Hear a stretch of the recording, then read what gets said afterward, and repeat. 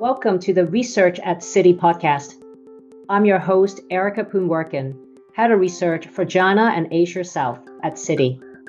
This is our inaugural launch episode for Asia Pacific, and I'm delighted to be joined today by two of my colleagues, Pierre Lau, our China equity strategist, and Surendra Goyal, our Head of India Research covering India strategy and Indian IT services sector here at Citi.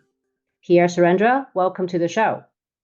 Let me first kick off with Citi Research's view on global EM equities, where we remain constructive in a global context. We see approximately 13% upside for the MSCI EM index, with a year-end target of 1,540. Our constructive view is based on three key tailwinds that we see aligning for the year ahead. First, the fundamentals are solid. We expect EM to deliver the strongest earnings growth of any major region in 2026, with consensus forecasting around 17% EPS growth. Second, we anticipate Fed rate cuts. Historically, a Fed easing cycle combined with a global economic soft landing, which is our base case, has been a powerful catalyst for EM equities. And third, the AI theme continues to be a major driver. EM-based AI stocks still offer an attractive valuation to growth trade-off compared to the US peers and have been strong upward earnings revisions. Let me now turn our focus to two of our most dynamic economies in Asia, China and India. And let me first chat with Pierre on China. Pierre, Hong Kong and China stock markets were the outperformers among global markets in 2025, benefited from tech and AI, strong export, and increased global liquidity. What is Citi's view on these markets in 2026? Hello, Erica. We are constructive to Hong Kong and China stock market in 2026. We are not too much concerned about the decelerated economic growth in second half last year because the full year 5% GDP growth target last year was easily met after outperforming in the first half. And bear in mind, second half 2024 was high.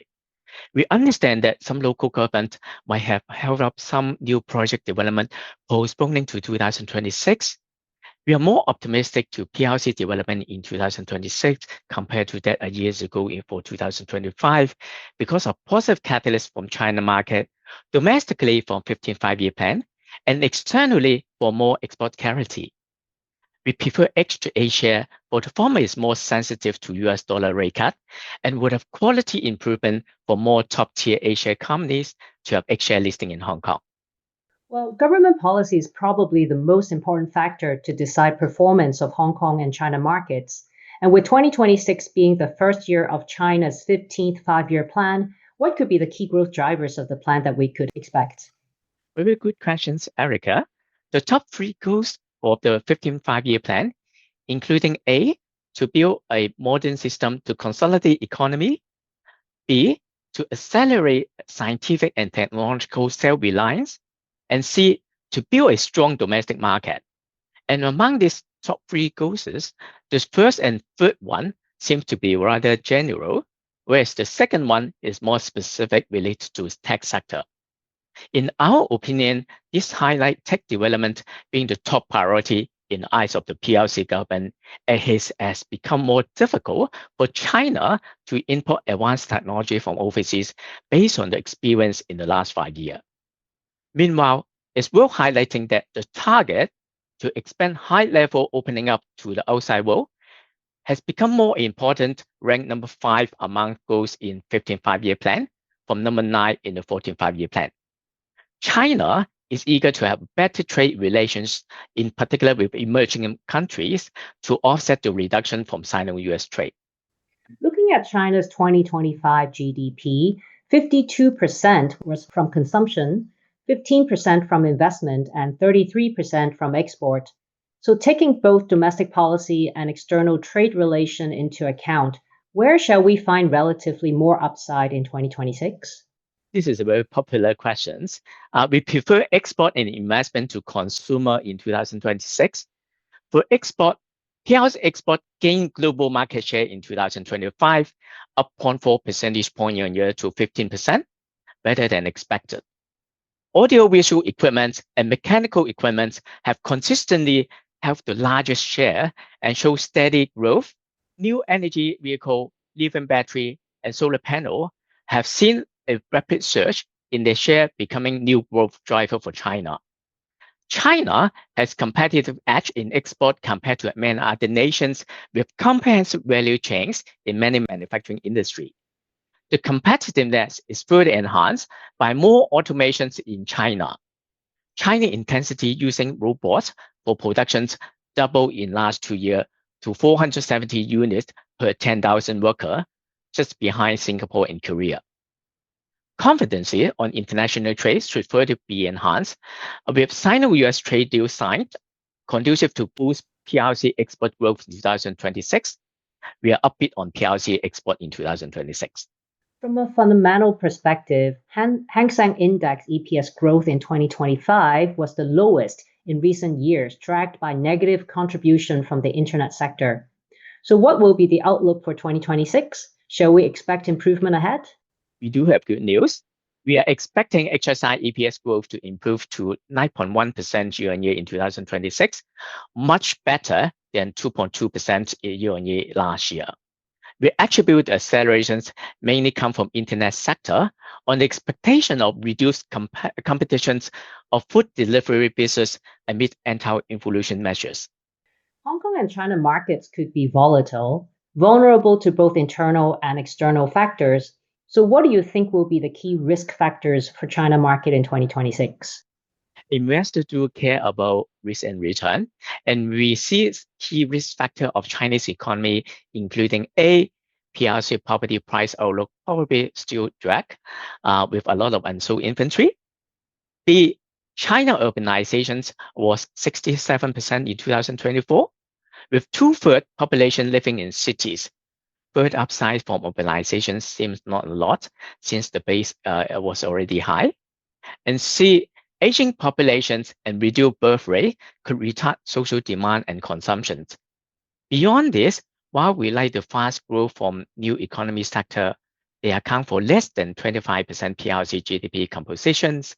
The majority of PRC GDP are still from the old economy sector, which we could not expect very high growth. Thanks for answering my questions on China, Pierre. Let me now turn to Surendra on India. So Surendra, let's talk about India earnings. How has the trend been in the last few years and what are we expecting in fiscal 2026? Yeah, hi, Erica. Let me start by highlighting that the 20-year CAGR of earnings for a large cap Indian index is around 12% CAGR. And our global strategists have highlighted in the past how Indian corporates have a good track record of converting nominal GDP to earnings. Over the past few years, we had strong 4 years post-COVID FY20 to FY24, where the earnings growth was almost 18 to 20% CAGR. And then we had a couple of slow years, mid to high single-digit growth. This was also a period where we did see downgrades versus expectations. In the recent past, we have seen some stability in earnings revisions and are expecting some recovery in FY27, where earnings growth, we expect that it recovers to mid-teen levels. What do the major macroeconomic indicators suggest about the Indian economy? Is there a divergence between macro and earnings? And what is giving comfort on the improvement in the growth trajectory? Sure, Erica, that's a very common question that we get from investors. The major macroeconomic indicators in India have been quite robust, and the question of divergence just keeps coming up. Headline real GDP in both FY26 and 27 is expected to be strong at 7% plus, and yet earnings trends have been slow. We think there have been a number of things at play. Firstly, real GDP trends have been robust, but nominal GDP growth of high single digit is lower than historical trends, and that does have an impact on earnings growth. Secondly, consumption has been a bit on the slower side in the past couple of years, and competitive intensity is also high across multiple sectors. Over the past year, we see a number of growth supportive actions by the government and central bank, the most notable ones being personal income tax change, which leaves more money in the hands of people, as well as the reduction in GST rates. We are seeing decent pickup in some categories of consumption now. Rural trends have continued to be supportive. We have also seen a decent pickup in credit growth from lows of around 9% year over year, Now it's closer to 14%. So overall, we feel that things are moving in the right direction. On foreign flows, we saw selling in India last year, and that has continued into this year. What are the concerns that you hear in your investor conversations? Yeah, the common concerns we hear, there are like broadly three things at play. First is the earnings downgrade point, which I already kind of alluded to. Earnings have been a bit slower and they have fallen short of expectations in the last year and a half, couple of years. Given that India market valuations have always been on the higher side in the EM context, these downgrades did impact. Secondly, the US trade deal, like earlier on, there was an expectation that India would be relatively bit better than its EM peer group on the trade deal. However, that has not played out so far. And India ended up with effective tariffs, which at this point are higher than most of its peer group. And then last point is obviously last year was the year of the AI trade. And we saw that across EM as well. And India is less correlated to the AI theme compared to some other markets. And that has also resulted in some outflows in our view.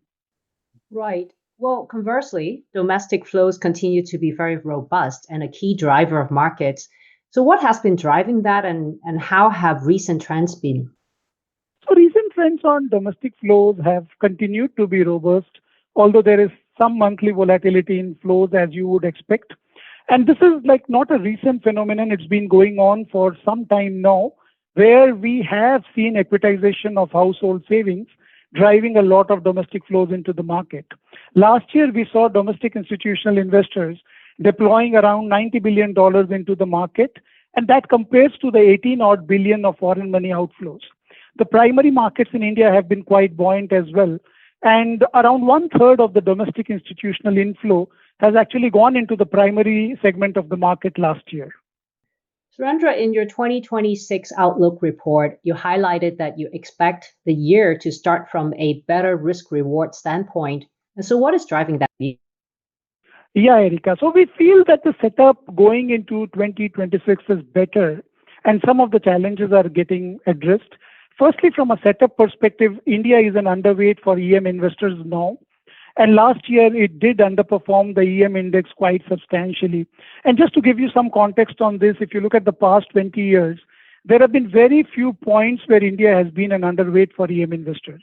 So expectations are muted going into this year, and relative valuations have also somewhat moderated. Second, I already mentioned that we are expecting an improvement in earnings outlook and a decent growth. Third is a favorable US deal in coming weeks or months could really help market performance. And finally, the last 12 months have been all about the AI trade. Any broad basing there could help India. So overall, we do feel that the risk reward looks quite reasonable for India this year. Great. Well, let's wrap up this podcast with the last question for Surendra. What are the key risks to India market performance for calendar 26? Yeah, sure. So the key risks are firstly the earnings recovery bit, which I spoke about. The expectations are that we will see a recovery after 2 slow years. And if that disappoints, that is obviously a significant risk. Secondly, the US trade deal has been taking time. So while the impact on any large cap index earnings is likely limited, this does impact the investor sentiment and multiple in our view. And third is if the AI trade continues very strongly this year as well, and as I mentioned, India is less correlated to that trade, then that could also imply a relative kind of a risk for the Indian market in this year. Great. Thanks, Surendra and Pierre, for joining me. This episode of Research at Citi was recorded on Tuesday, January 20th, 2026. I'm your host, Erica Poon Werkun. Thank you for listening. This podcast contains thematic content and is not intended to be investment research, nor does it constitute financial, economic, legal, tax, or accounting advice. This podcast is provided for information purposes only and does not constitute an offer or solicitation to purchase or sell any financial instruments. The contents of this podcast are not based on your individual circumstances and should not be relied upon as an assessment of suitability for you of a particular product, security, or transaction. The information in this podcast is based on generally available information, and although obtained from sources believed by Citi to be reliable, its accuracy and completeness are not guaranteed. Past performance is not a guarantee or indication of future results. This podcast may not be copied or distributed in whole or in part without the express written consent of Citi. Copyright 2026 Citigroup Global Markets Inc. Member SIPC. All rights reserved. Citi and Citi and Arc Design are trademarks and service marks of Citigroup Inc. or its affiliates and are used and registered throughout the world.